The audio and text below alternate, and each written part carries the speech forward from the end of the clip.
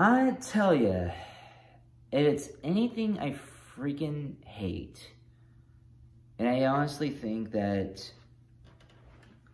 is a lot more common than a lot of people want to realize or even acknowledge. Besides of dealing with certain disabilities, I gave a little bit of a backstory to that in the first video, but this is a bigger problem and something that I had to deal with on top of my disabilities. Recovering and all this and how all that stuff changed my life. But the thing is that on top of the near-death experiences and my brain kind of like reformatting and everything, I grew up with a very dysfunctional family. And again, as I said before, this is a lot more common than a lot of people want to acknowledge. Because my best friends, my closest friends, besides one, grew up in extremely dysfunctional families. One was a very wealthy, rich, snarky family. One, where their mom is kind of like a snarky millionaires, and the other. And his father's basically, and his father, I basically said, what it was kind of a little weasel, at least from my perspective. Very, very, as people say, cucky. Very, very very much a weasel. Very good-hearted, very well-intended, but not a strong-souled, or not not strong enough at heart to to put some resistance and tell where the line has been crossed, basically. But I kind of grew up, not just, again, I grew up with that. I grew up in a very dysfunctional household where my father was basically Iowa farmer white trash, and my mom was a Greek immigrant. Strong family core. It was dysfunctional in its own right, but not as dysfunctional as my father's. Both of my sides, had their problems, of course. But I swear to God, one of the worst things to ever grow up with is someone who just the reason why I would say it was dysfunctional was because my father was very, he masked a lot of things. He's a very good talker. He talks the talk, but he doesn't always do the walk. And if he ever does the walk, there are strings attached. And I'm not saying that he's the only one who does this, but there are tons of people who do that, who think that just because they're a parent, that automatically makes them some form of authority figure, and you need to honor and be like this or this, that, or the other. It didn't help. If anything, it made the thing is that growing up in a dysfunctional family, I mean, really delayed, especially after when my brain was healing and that kind of stuff. That really delayed a lot of my my cognitive progress, or progress, however you want to pronounce it. Growing up with a dysfunctional family is very detrimental, because it messes with your mind, and it makes you kind of even more of a weirdo. It kind of makes people not necessarily, all right, I'm going to curse here. It makes them basically not give a shit about what other people think, nor do they know and it also makes them ignorant on certain things because they don't know where the line, where the line is crossed, because nobody has ever told them. Their families are very ruthless, little to no rules, very dysfunctional, very just disorganized, and so not only did I have to over the course of that of those times when my family was even more dysfunctional. I'll get into details in later videos, in a later video, on one of the huge factors, but I'll give you a short, kind of like spoiler, how my dad would just like mess around and just basically throw everything out of whack, along with my health issues. That was really that really slowed a lot of my progress down. It really because people don't understand, in my opinion, especially nowadays, how important the nuclear family is. Now, I'm not preaching that everybody should I'm not preaching the nuclear family stuff. Even though that's stuff that I really believe in, you should grow up in a nuclear family and a strong structure. The thing is that both of my parents were very, very young.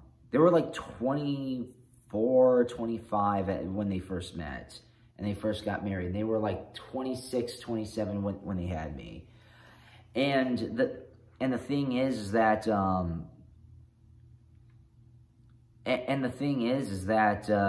just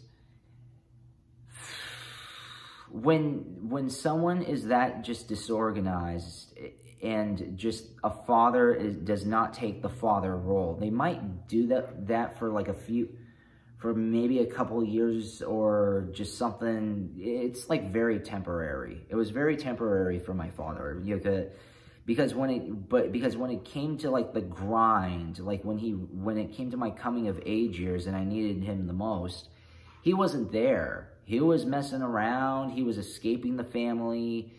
And nowadays he's just entirely disconnected. He's been disconnected from the family, and even from me, for almost a decade, if not longer. And the thing is that when people grow up with dysfunctional families, that's another reason why that makes them weird. They don't want to talk about their issues, or acknowledge that they have family issues, and it just like messes them up. Very much so. I mean, it's okay. It's one thing to grow up with disabilities and have a strong nuclear family, and it's another to grow up with disabilities and have a dysfunctional family. Because when you grow up with a dysfunctional family, people need to realize that you're basically, when you're the kid, you're basically out on your own. You have to play both roles. You have to play two roles. You have to play the role of the missing parent and the role of the child. How can you be two things at once? How can you be the mentor and the teacher and the student at the same time? I mean, so there are plenty of people who just don't have this much of a break. My bestie, my bestie / the co-singer, she comes from a dysfunctional family. my good friend, he comes from a dysfunctional family. And it just messes so much shit up. The developmental process, it's like, is it any wonder why people every now and then, they have emotional issues, or they might be like, there might be some sort of developmental delay, or there's just some sort of things. And I'm gonna get a little bit of a sidetracked over here, because this is but that is why you see so much people coming down with a lot of mental illness. Not all of it is they're born with. It's a lot of it is trauma based because of dysfunctional families, and or the lack of a parent or anything like that. Dysfunctional with both parents, or dysfunctional without one of the parents. Believe it, it's something that nobody really wants to talk about, but nobody talks about it because it kind of, I don't want to get too political, but it benefits the government. And it benefits the big pharma. It benefits a lot of these big. It makes people a lot more reliant on the school systems and just like, because we're always looking for something. We're looking for a mentor. People who grew up in dysfunctional families are looking for that replacement replacement parent, or that mentor, or that idol, that father or mother or figure that we're lacking. My father figure, at least in high school, was my drama teacher. He had a very great heart. He had daughters, and he also was happily married, but he too grew up with divorced parents. Another high school friend of mine grew up with divorced parents. These weirdos, a lot of these people who you might consider to be weirdos, it's not just exclusively their health. It's also their family, thing, goings on. But they don't want to promote that. I mean, like, who wants to promote saying, yeah, and this is just an example. Yeah, my dad's a freaking, is a drunk, and my mom is a crack addict. Like, who in the freaking world wants to admit that? They're gonna think that, oh yeah, my mom is there, and I'm one of 6 children, and I grew up with a single mom and a grandmother, and my mom was not really there, and so I basically had to raise myself. You know how freaking common those stories are? They're a lot more common than you'd want to know. And it really pisses me off how just that there are just so many people who just have kids just for the sake of having them, and they don't know what the fuck to do. They don't know what the fuck to do with them. I'm not saying that neither of my parents knew what the fuck to do with me. My mom did. But I primarily grew up with her and her parents. I mean, her parents were not in the house. But when I initially moved to California, this is like the early mid '90s, and I mainly grew up. The ones who were mostly in the house and the morals that I grew up with were very Greek Orthodox based, very conservative. And I'm not saying you're gonna, don't be scantily clad or do whatever. But it was like very moral based, and a lot of that stuff came through learning a lot of stuff through my mom's side. My mom was looking out for me. My grandma was primarily flipping the bill. She was paying the bills. I thought my dad was out working. I mean, technically he was, but he was kind of like working these half-assed jobs and not really being the provider. If anything, he's been he's a gigolo. Okay, he thinks that he's hot shit, but in all honesty, he actually has a lot of other people do the bidding for him, and then he takes the fucking credit. And I know so many people, so many parents who told me that story. One of my friends did. It's like how his mom is very neglectful, and but yet she flips the bills and she wants to take all the credit.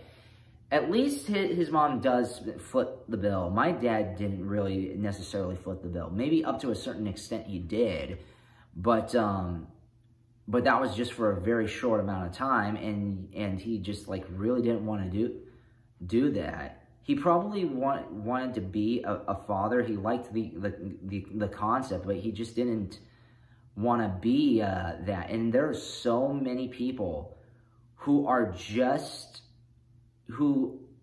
have like human garbage for a parent or parents, and it just delays growth. Like, it's like, I understand that that some people might have developmental issues, especially if they have like way too much money, like more money than brains and stuff like that. However, just because, but that's kind of different, to be honest. I shouldn't say different. Just like if you don't have people around you in a strong structure and strong support, then it doesn't matter if you come from a wealthy background or a poor background or whatever. If your mentors are selfish, or they're just like, they don't care about you, or they disregard you. Again, my mom didn't disregard me. My dad didn't, kind of did, but yeah, he was just his own person. I mean, the thing is that throws so much shit out of whack. It delays growth. There are people who are in their 30s, 40s, or even 50s who still have that young, youthful mindset, and it just fucks everything up. They can't really get that much help, and they really can't start their lives, get their lives where they want to be, because why? They don't have the freaking resources, because the resources were not spent on them. When you're a parent, and this is from growing up with a dysfunctional family. When you're a parent, your life is dedicated to your offspring. That's how it's supposed to be. You need to give your time and your resources to better the future. And then that way, let's say if you are a bum-ass parent, if you're a loser parent, let me tell you this: invest in everything in the future, which is your kid, and do whatever you can, because you want to know why.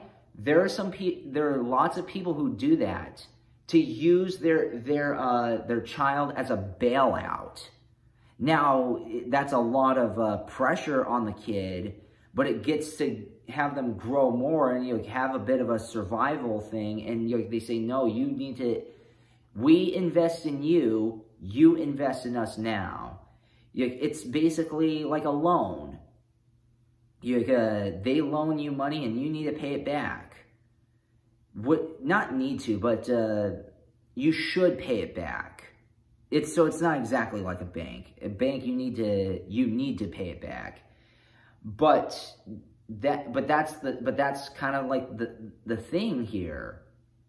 You need to, a lot of dysfunctional families invest in, the parents invest in themselves more, and in the freaking, or at least one parent does.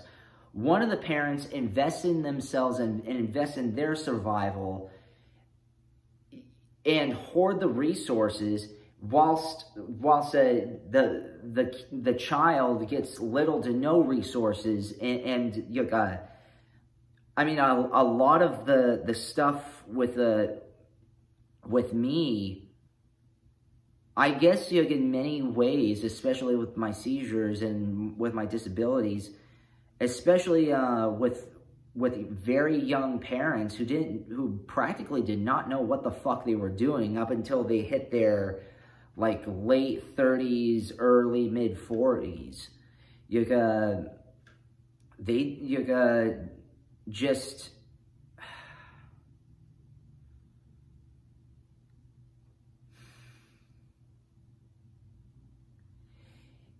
it really just how should I say it, just freaking destroyed. Just they were focusing on themselves rather than focusing more on my growth, especially since I needed extra attention because of my health issues. And there are plenty of people who have that. There are lots of people who have disabilities and they just don't have the support. And that's just growing up with a dysfunctional family. Just it grew.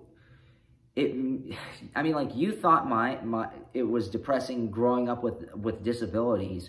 How about you add those disabilities that I spoke about in my first video and pile a dysfunctional family onto that? When you're I was basically in survival mode in both physical and psychological. And again, there are lots of people who go through that, unfortunately. But it does leave you prone to being bullied.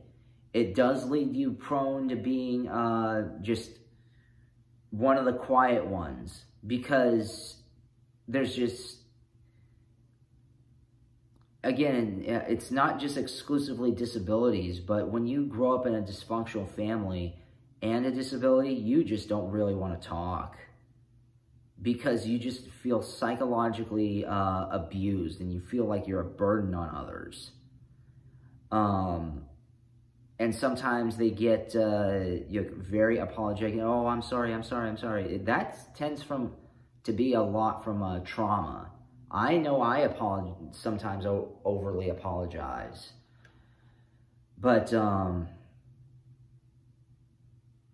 yeah, I was psychologically abused by my father, emotionally as well. I mean, like, and sometimes my mom, she would get triggered by something and she would just like blow things out of proportion, and that opened the door for my dad to just like jump on because he loves it. There are some parents out there who just get their rocks off to like fucking with their kids. My dad being one of them.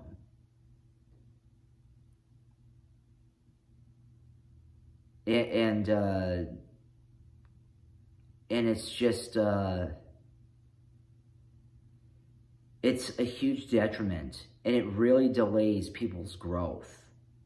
It delayed my growth. I mean, like, I didn't, again, it was not just my health, but my home life that where I had to just say, you know what? I just need to take matters into my own hands. Otherwise, I'm not going to go anywhere in life. It's awful.